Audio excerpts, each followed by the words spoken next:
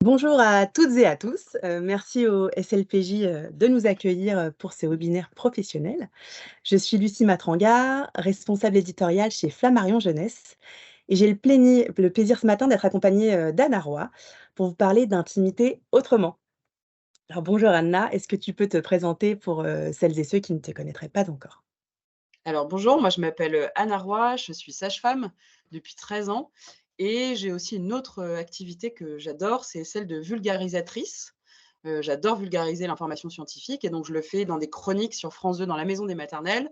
Je l'ai fait aussi dans 2 podcasts, Sage Meuf et Tout sur elle, et je l'ai fait aussi beaucoup dans les livres, puisque j'ai écrit, 13 livres, dont le dernier qui vient de paraître chez Flammarion et qui s'appelle Tout sur les zizis et les zézettes. Et pour moi, c'est très important parce que je sais que en donnant de la formation aux gens, aux femmes et aux hommes et aux enfants, eh bien, on leur permet d'être acteurs de leur santé et puis aussi de prévenir à la fois des maladies, mais aussi de prévenir même carrément des situations de violence. Et donc pour moi, ce travail de vulgarisatrice a énormément d'importance dans ma vie et me tient vraiment, vraiment, vraiment à cœur.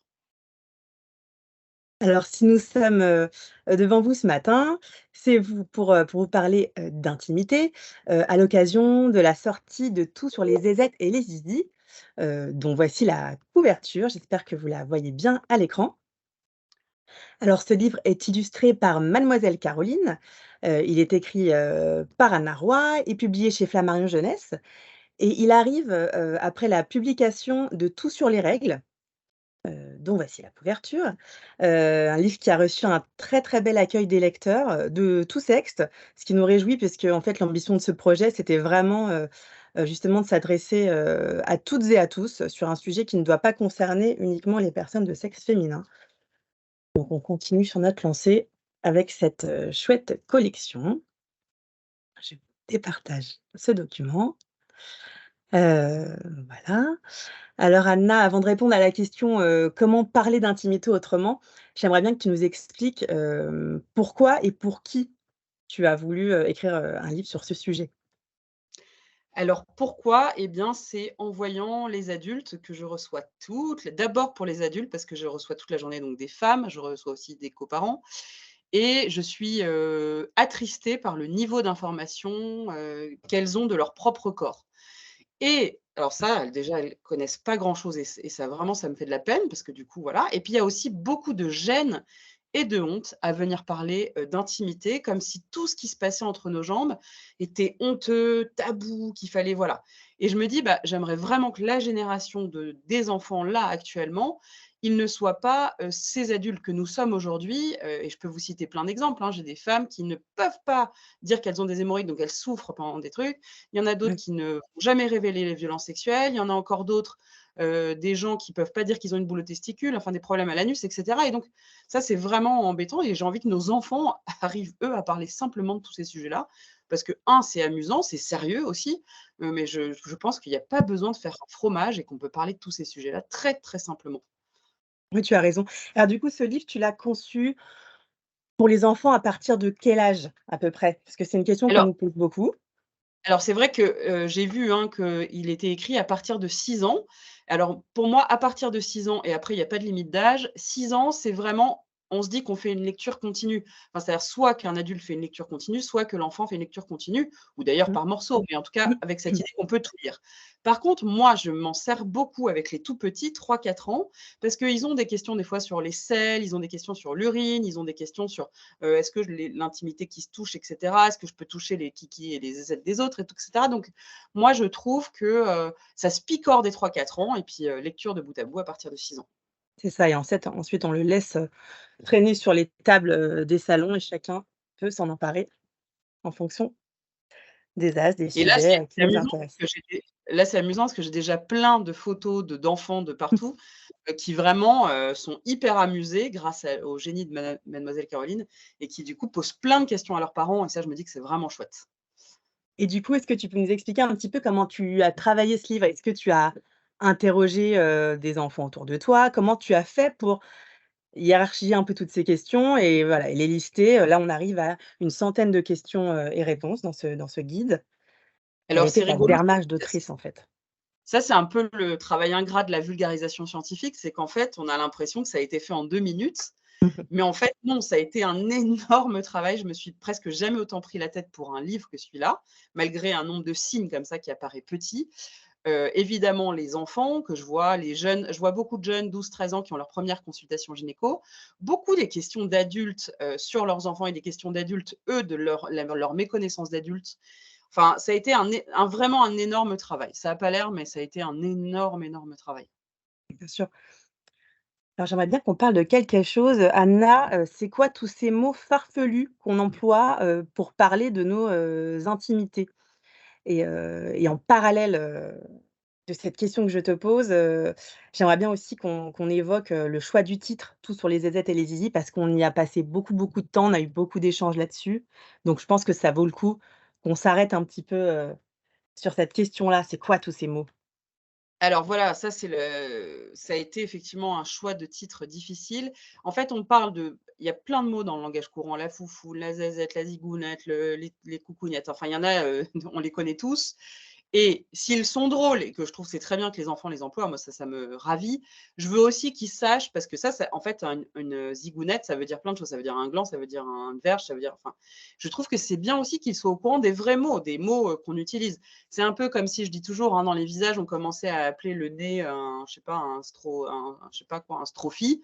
Bon, bah, ce serait pas pratique. Je pense qu'il faut appeler les bons noms. Il faut que les enfants, qui sont très intelligents, soient au courant des vrais noms et puis aussi parce que ça leur donne un caractère sérieux.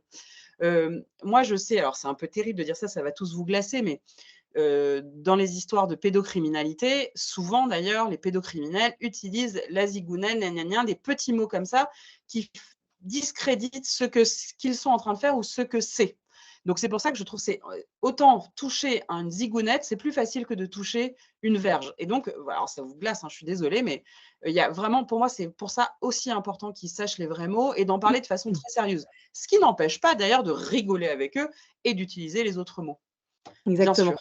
Bah, là, par exemple, je vais lire un petit passage parce que dès le début du livre, hein, tu parles de ça évidemment. Tu écris: «Chaque élément a un nom qui lui est propre et tout le monde est d'accord sur ces mots: vulve, urine, selle, pénis, vagin, gland, puberté, règles, testicules, rectum, ovaire, scrotum, clitoris, érection, urètre, sperme et cetera». Ce qui est compliqué, c'est que les adultes sont gênés de parler de tout ça. Ils ont donc inventé tout un tas de mots pour ne pas avoir à nommer ce qui concerne l'intimité. Personnellement, je ne trouve pas ça intelligent. Du coup, on ne sait plus très bien qui est quoi, alors que je pense que tu es tout à fait capable de comprendre exactement comme pour toutes les autres parties du corps. Dans ce livre, je te propose qu'on utilise les vrais noms. De cette façon, nous parlerons toutes et tous de la même chose. Mais ne t'inquiète pas, nous allons voir tout ça dans le détail. Donc voilà, Oui, ça ça tu c'est l'expliques dès le début. Ouais. et c'est vraiment important et la preuve en est, c'est que, par exemple, pour coude, alors peut-être que ça existe, mais je ne connais pas de mot, un coude-être, je ne connais pas d'autres mots pour les oreilles et cetera. Pour le nez, un peu pif, mais sinon, vraiment, c'est vrai que là, l'intimité, je pense que les adultes sont beaucoup plus gênés de parler de ça, alors que les enfants, en fait, c'est extraordinaire parce que c'est un âge où ils peuvent parler de tout sérieusement et avec une grande ouverture d'esprit. Mais d'ailleurs, comme ils parlent très facilement de la mort, pas nous, comme ils parlent de tous les grands sujets de l'existence humaine avec beaucoup de facilité, alors que nous, non.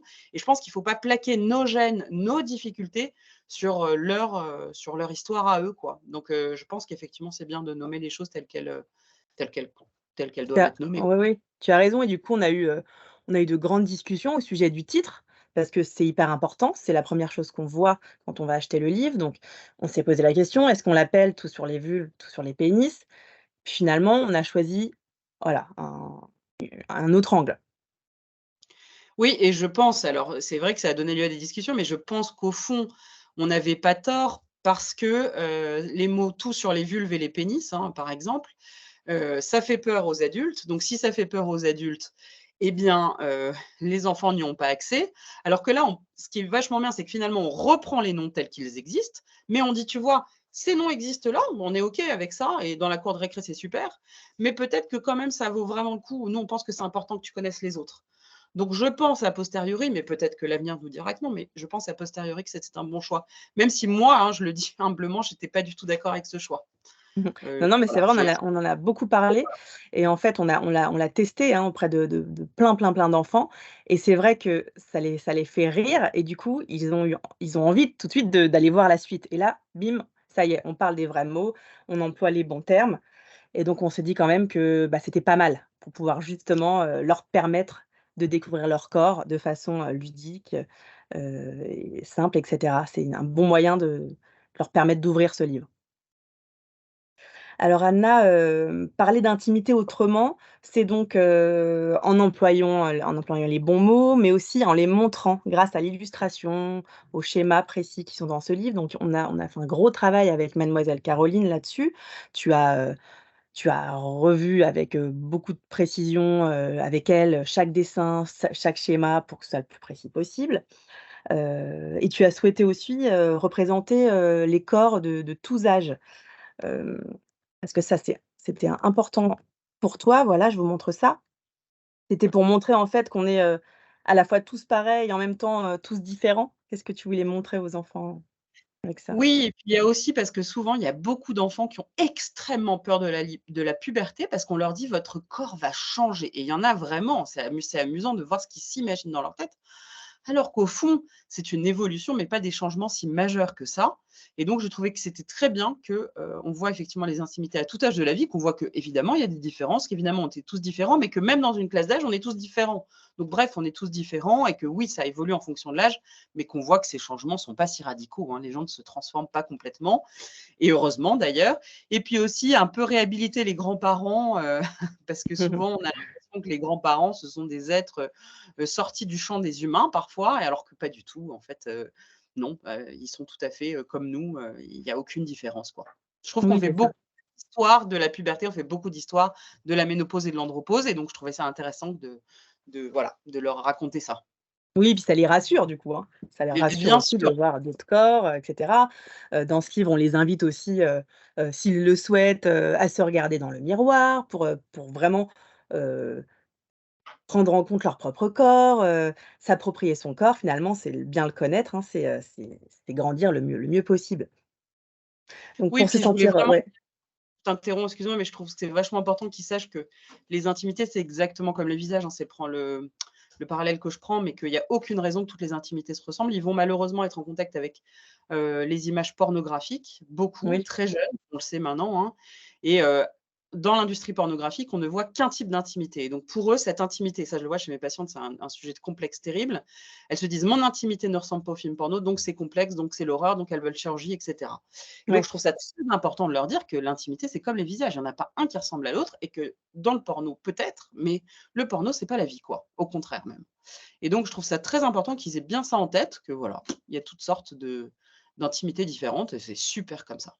Mais oui, il y a plein, plein, plein de dessins pour montrer ça, qui sont super chouettes. Donc pour se sentir bien dans sa peau, il faut apprendre à connaître son corps, à le comprendre. Donc par exemple, tu expliques, comment sont fabriquées, l'urine et les selles avec des schémas, qui sont faciles à comprendre, ou encore à quoi sert le périnée, parce qu'on ne sait pas forcément que le périnée, c'est aussi bien chez les filles que chez les garçons. Donc on apprend vraiment beaucoup de choses, les adultes aussi, hein, c'est un petit guide vraiment pour tout le monde.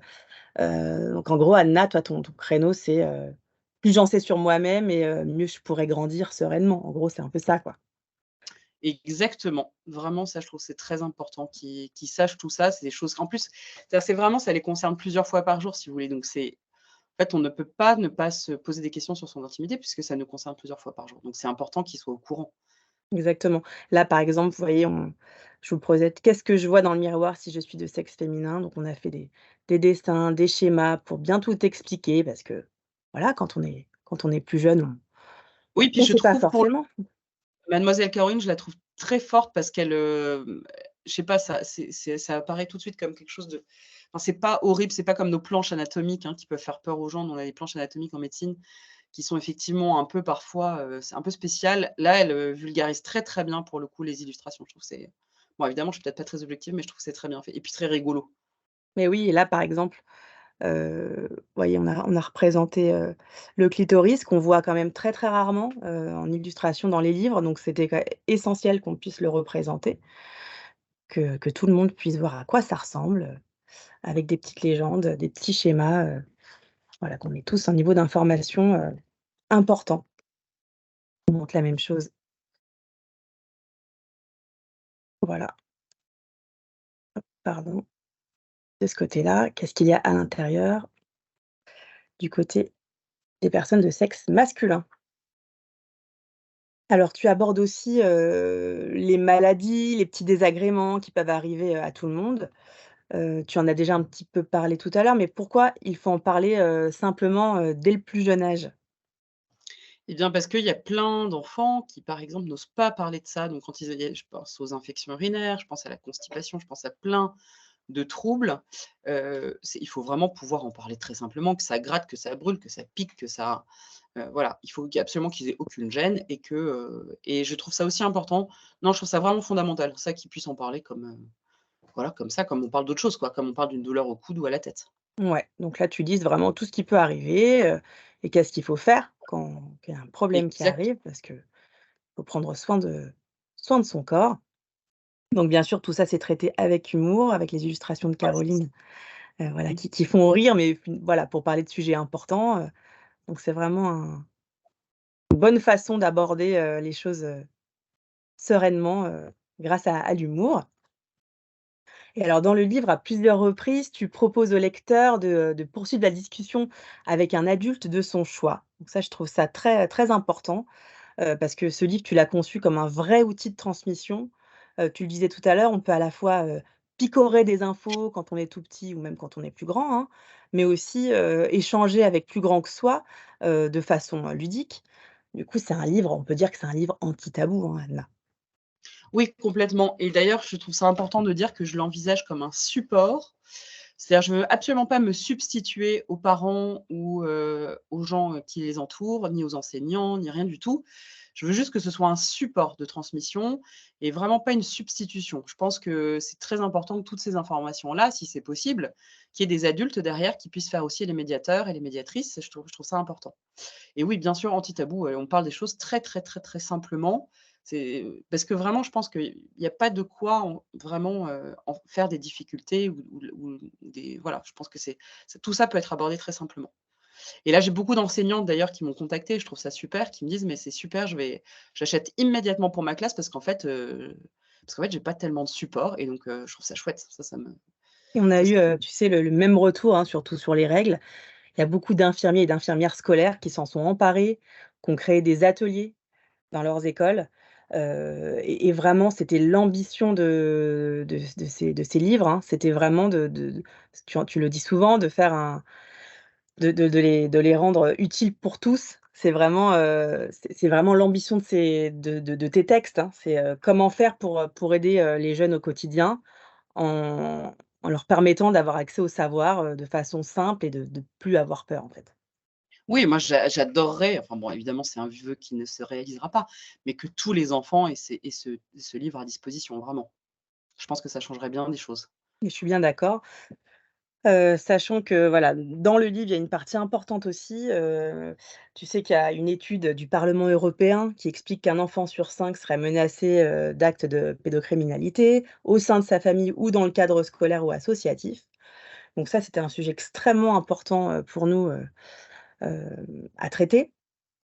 Est-ce que tu peux nous expliquer comment tu as abordé cette question dans le livre et pourquoi c'était primordial, de l'aborder? Alors là encore, je l'ai alors primordial, évidemment, puisqu'on dit que 3 enfants par classe, hein, sont victimes de violences sexuelles, donc c'est considérable et ça a des répercussions majeures dans la vie dans les trajectoires des individus, donc il faut absolument qu'il y ait une grosse prévention et donc pour que cette prévention, c'est pour ça qu'il faut en parler aux enfants de façon extrêmement simple, que c'est une menace qui existe et que leur intimité, ne regarde qu'eux et qu'il faut absolument repréciser. Les enfants, je le dis toujours, adorent savoir ce qu'il y a dans la loi. Ils sont très attentifs à ce qu'il y a dans la loi et donc il faut qu'ils connaissent la loi et c'est pour ça que je dis que même s'ils sont d'accord, personne n'a le droit de toucher leur intimité, par exemple, ni de la regarder, ni et cetera. Je pense que c'est fondamental qu'ils sachent tout ça, fondamental et que, Mmh. voilà, qu'ils aient cette notion et c'est pour ça que j'aimerais vraiment que les soignants, les médecins, les sages-femmes, tout le monde, demande aux enfants avant de les examiner. Je trouve que c'est fondamental parce que c'est un signal qu'on envoie qui est de dire: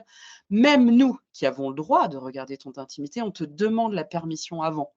Je trouve que et pareil pour les parents. Je pense que ce serait bien qu'ils montrent l'exemple, même si c'est Tu as pour des raison. questions de sécurité ou de santé. Je pense qu'il faut absolument qu'on leur montre que même dans ces conditions de sécurité et de santé, on leur demande la permission. Ce qui veut donc dire que quelqu'un qui fait des trucs en étant comme ça, c'est absolument pas possible et ça, c'est la loi et c'est très sévèrement puni par la prison et par des condamnations très lourdes. Je pense qu'il faut employer des mots, très clairs avec les enfants. Oui, tu le fais très bien. Là, tu en parles, il y a plusieurs pages consacrées, à ce sujet-là, où tu rappelles évidemment, l'interdiction, hein, de tout ce que tu viens de dire, personne ne peut, toucher ton intimité, et aussi qu'est-ce que tu dois faire si ça arrive, si tu te sens menacé, vers qui tu peux te tourner. Non, ton intimité n'appartient qu'à toi. Et c'est pour ça d'ailleurs que je dis à un adulte de son choix, parce que des fois, s'il y a des difficultés en intrafamilial, il faut qu'il puisse savoir qu'il y a une infirmière scolaire, il faut qu'il puisse savoir qu'il y a peut-être une tante qui est là, qui veille, une grand-mère, n'importe qui, le médecin, enfin, il faut qu'il puisse trouver, vraiment du relais, c'est vachement important. Ouais, voilà, je suis victime de violence, à qui puis-je en parler? Voilà, donc ça, Voilà. c'est la dernière page, du livre qui est essentielle. Voilà, avec le numéro de téléphone, qui contacter et cetera, donc sujet extrêmement grave, et important, Oui, d'ailleurs, j'invite vraiment les gens à télécharger le guide, hein, que je trouve vraiment oui, formidable et qui est gratuit sur internet. Et ça, c'est vraiment super. Et à se consulter évidemment la page, qui a été faite par le gouvernement. exactement. Moi, Anna, en tout cas, je te remercie d'aborder ces sujets, de façon, voilà, si précis, si ludique, on a beaucoup de retours vraiment très positifs, de gens à qui ça a énormément aidé pour entamer le dialogue avec les enfants. On a beaucoup de bibliothécaires, qui s'en servent au quotidien pour créer des ateliers, les infirmières scolaires, comme je disais tout à l'heure. Donc vraiment, l'ambition de ce livre, c'est de se propager le plus possible pour aider, pour donner de l'information et pour accompagner, les enfants. Voilà, Bon, c'était et puis c'est l'ambition. je vais vous donner un exemple très concret qui va peut-être vous refroidir un peu, mais là, le livre est paru il y a une semaine et là, ce week-end, j'ai reçu un message d'une femme, donc d'une mère, qui m'explique qu'elle a découvert grâce à ce livre que son enfant était victime de violences, sexuelles, vous voyez? De quelqu'un qui a regardé son intimité, voilà, dans un cadre sportif. Donc D'accord. heu, donc à la fois, bah, c'est super ludique et c'est hyper important, mais à la fois, je le vois effectivement comme un vrai outil Ah, bien sûr. de diagnostic. Donc c'est un livre à se prêter, à se donner autour de nous le plus possible. Voilà, parce que c'est le meilleur exemple que tu donnes à l'instant là, c'est si ça Ah, c'est peut horrible. sauver, des enfants, ce serait merveilleux. Voilà, Voilà, heu, exactement. l'ambition n'est pas moins grande. Je précise aussi, Anna, que tu te déplaces régulièrement pour des rencontres, dans Bien des sûr. établissements scolaires, dans des bibliothèques. Heu, donc n'hésitez pas à joindre Flammarion Jeunesse si vous avez des demandes comme ça d'ateliers, parce que tu le fais de plus en plus et vraiment c'est extrêmement utile, c'est d'utilité publique. Oui, Donc on est puis à même votre aussi des conférences pour des adultes, qui ont exactement, besoin d'être formés ou d'apprendre à parler de ces choses-là. Pas de problème, avec exactement. plaisir. Voilà, donc tu es une spécialiste pour ça, donc n'hésitez pas à joindre Flammarion à ce sujet-là et je rappelle par ailleurs que tu seras présente, au salon de Montreuil le samedi matin avec mademoiselle Caroline sur le stand de Flammarion Jeunesse pour discuter avec vous, pour dédicacer, des ouvrages, voilà, donc c'est un temps d'échange, heu, sympathique si vous êtes, dans le coin, on sera ravis, de vous accueillir. Donc Anna, je te remercie vraiment beaucoup pour, ce travail de grande qualité que tu fais, pour les enfants et pour les adultes qui les entourent, merci beaucoup. J'espère que ce livre va avoir une belle résonance, comme tout sur Oui, les vous pouvez règles le parce que voilà, me c'est dire, très c'était utile. vraiment un travail d'équipe triangulaire entre Lucie donc, moi et mademoiselle Caroline donc, merci beaucoup Lucie.